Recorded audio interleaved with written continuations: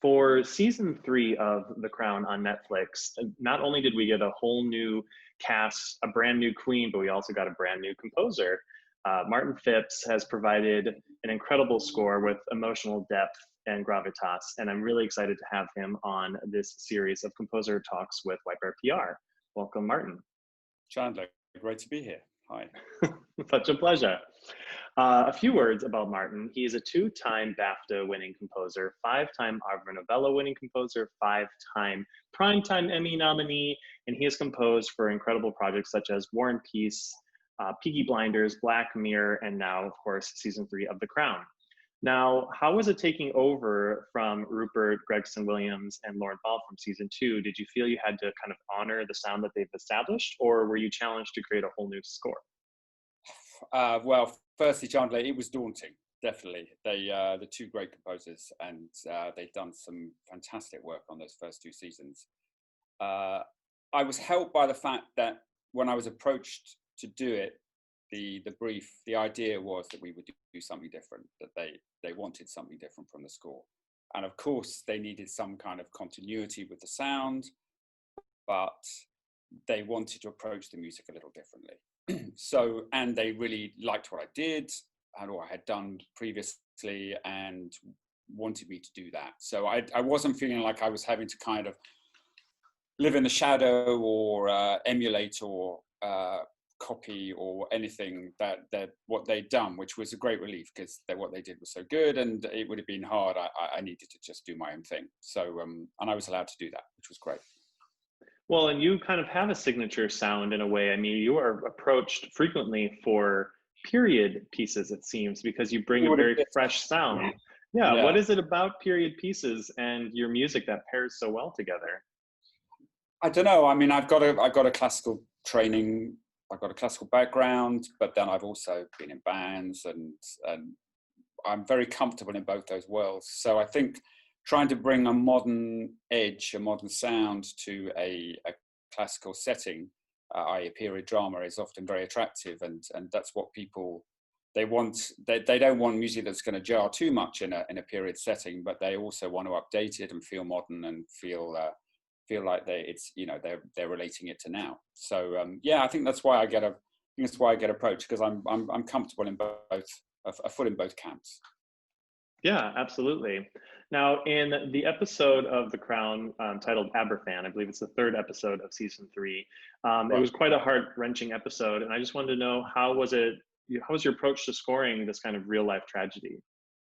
It was a really tricky episode all round, and it's interesting that we've submitted that for the Emmys. It's because it was such a challenging episode for everybody concerned, because there was this terrible disaster which we were using as a backdrop, and obviously a huge amount of respect had to be paid to that, the pain of those victims at the time, and everything that went on then. But actually that wasn't the forefront. The forefront, as always in The Crown, is members of the royal family, and how they're dealing with that, and how they're seeing the situation, and how we are viewing them. And so it was very much the challenge of trying to use that as a backdrop, but then still focusing on our characters. And the biggest challenge of all was the fact that the Queen, the central character, didn't feel the emotion that she should do at a very tragic situation, and that's what concerned her. So I had to, through the score, make the audience feel emotion for someone who wasn't feeling emotion, which is quite a difficult thing to do, I think. But yeah, I hope we pulled it off. It turned out well. It turned out well as an episode. Yeah, and I read in an interview that they used a lot of voice or choir in this episode. Right. Well, I love using voices anyway. I've always loved using voices, and there was various bits of singing at funerals of the kids who died. What I did is I recorded a choir, an all-male voice choir, in the kind of tradition of the Welsh singing. We did a sort of very simple folk tune, and then I stretched it out. I elongated it and stretched it almost beyond recognition. So it became this kind of ghostly wash of voices, which came to sort of embody the lost souls swirling around the Welsh valleys, and that grief that was felt in the at the funeral and around that whole community. Well, I think it was a big success because I definitely felt that grief. You know, that was quite a difficult episode to get through, and I think everybody, all the filmmakers involved in that episode, really pulled it off. Yeah, yeah. Well, it was very true, because we didn't want to be sentimental or over, you know, play on their grief too much. It's very important that we kept a respectful distance, but we really needed to feel the emotion as an audience. So yeah, it was. I think we got there. Yeah. Now, is there a reliable instrument in your arsenal that you always fall back on? If you're struggling and you're like, what am I going to do here? I'm just going to throw in viola or whatever. You know, what is your What are we reaching for here? Well, interestingly, I really try not, even though there's a lot of string music in my repertoire and I've done a lot, I really try not to do strings, believe it or not. And strings and piano, I try and reach for last, or at least save them for the special draw, the special moment. Because I think they're overused. I think they're a very easy fallback, and they're an immediate tug at the heartstrings. Literally, the strings are a tug on your heartstrings. In The Crown, our primary instrument, and I think is a really beautiful and often really underused, is the French horn, which has amazing soul and passion, and yet dignity, and it fitted really well in The Crown, and we really went for it. That lonely solo horn sound. Yeah, beautiful. You know, I actually took lessons to play French horn when I was in school. If only I'd known.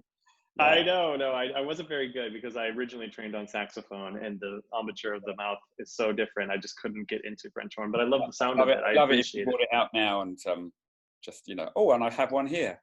Yeah, exactly. In fact, let me play for you right now. Now, your studio space in East London is really incredible. I've seen it, and I think it's incredible. A really amazing building.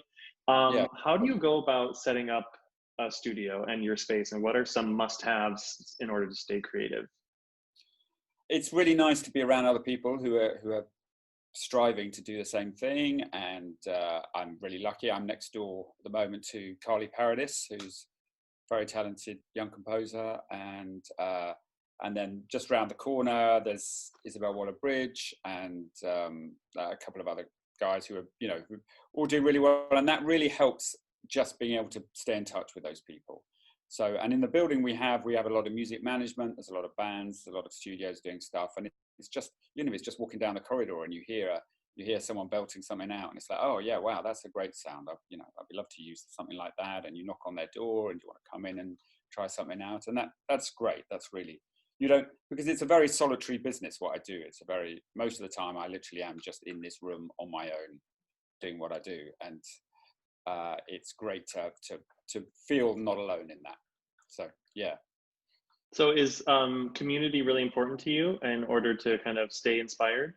Well, it is, but ultimately I have to write on my own. I mean, I can't actually, just having people around all the time wouldn't work for me. I've got to just stay focused on what I'm doing, and I find it hard to stay focused enough. It is, you know what the internet's like. It's very hard to actually stay on point on what you're trying to do. So I do need to be able to lock myself away.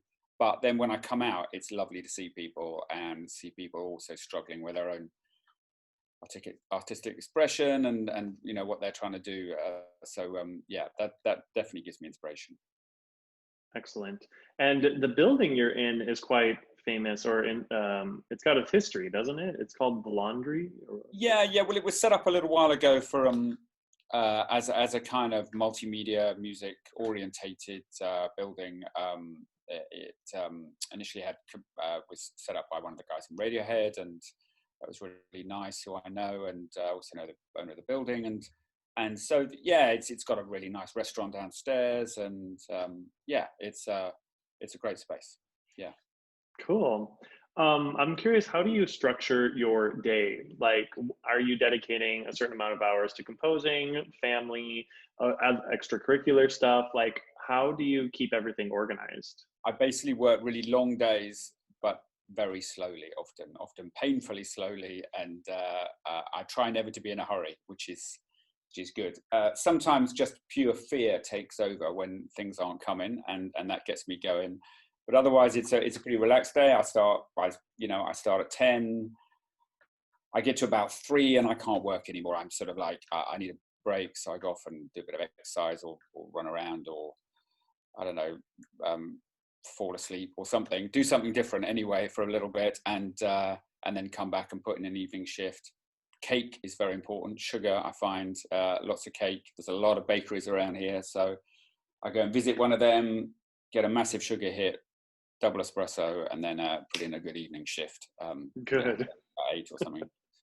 So yeah, and then back for family. But I'm really lucky. I live right around the corner, and that makes a massive difference. I pop home, I come back, I go home again. It's nice. It's very fluid. Yeah.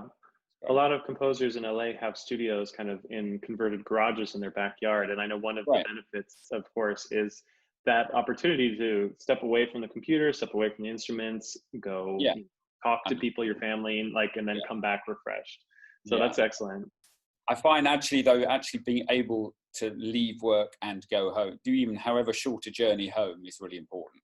Just to be out in the outside world and then go through my front door is really, really valuable. Otherwise, it's very hard to delineate between work and home if you actually work at home, literally. So yeah, of course. Yeah, I'm sure a lot of people in lockdown are experiencing that right now. Yeah. Now, what's your favorite flavor of cake? Cake. There's a Danish bakery just around the corner. It's just opened up. That does these Danish cinnamon buns, and they are awesome. As cakey as it gets. They're really stodgy and sweet, and they're fantastic. Yeah. Amazing. So we've talked a lot about your TV projects, but of course you've worked a lot in film. You've done Woman in Gold, co-scored with Hans Zimmer, Aftermath, a number of films. So what is your difference in your kind of workflow when you're on a television series versus film? Well, the TV is obviously over a much longer period of time. I'm literally spending a year on The Crown, on the series, and I'm not doing much else. I try not to work on more than one project at once. I find I really like a lot of time to think, a lot of basic thinking time about what I'm doing rather than just doing time. And I really try and make sure that I have that. I factor that in. And the difference between film, I mean, these days TV is so much like film. I mean, The Crown is like working on 10 little individual films. I mean, they're obviously all linked and they have a similar style. So you're not like you're starting again with each film, but the actual workflow process is not that much different these days. It's really, TV's really caught up in those terms, and it's, I think is sort of often beating film at its own game. And do you find coming into a project like The Crown and Peter Morgan, which has an established kind of vibe to it versus starting a new film, what do you find that a relief, or do you find that you love the new project kind of vibe? I mean, both. It's great coming in on a project that knows what it is, because there's going to be a whole lot of messing around at the beginning of a project. As a composer, you can come on board and onto a film that doesn't really know what it is yet, and that's not great. I think for something to ever, either TV or film, to ever be really successful, it needs to know what it is fairly early on in its process. It needs to have that vision. And fortunately, with The Crown, Peter Morgan has an incredible vision and a real sense of what he's making and what he's trying, what he wants to do, and that just flows down to everybody else, which is really good. He sent me some. I spent basically on the Crown. I'm spending a year, and I spend 3-4 months while they're filming, just writing stuff, not working to picture at all.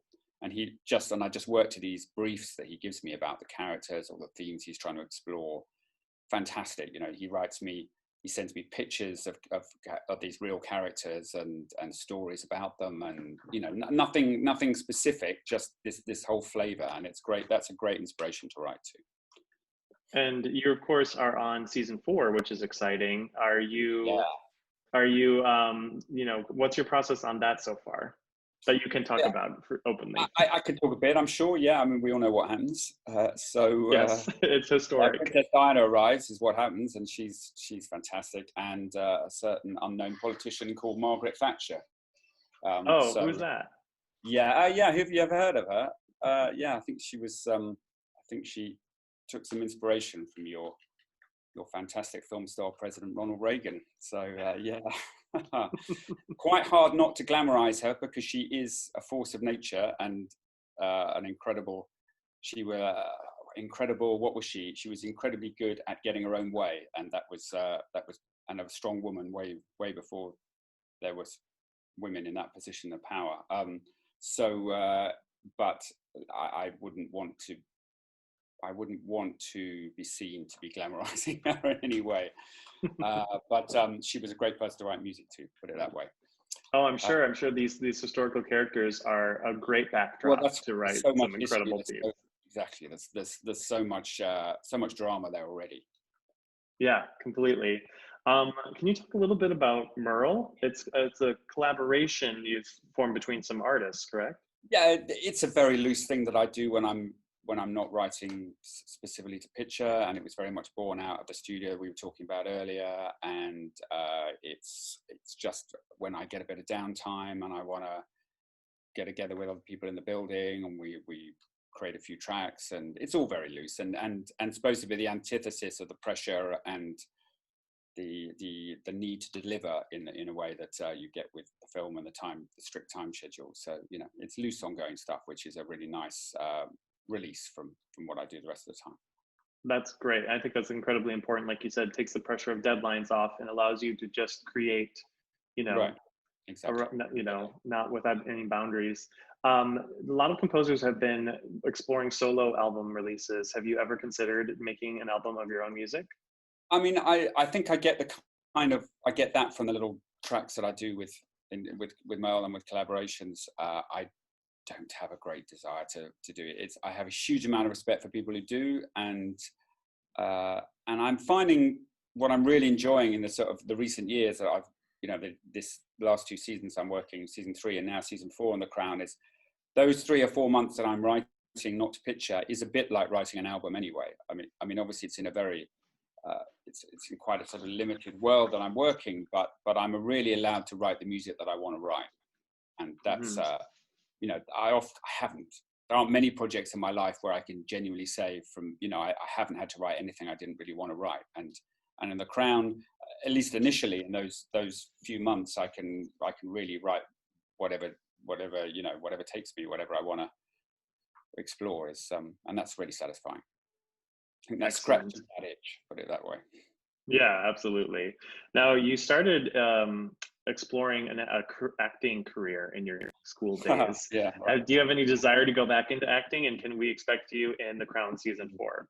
No, definitely not. No, that was an early moment of realization that was not my career path. And in fact, it was to get out of acting during the course that I was on that I started writing music for the plays, so that I literally would not have to get on stage, and found my eureka moment. It's like, this is fantastic. This is exactly what I want to do. Yeah. So no, you'll be saved. You'll be saved from that horror show for sure.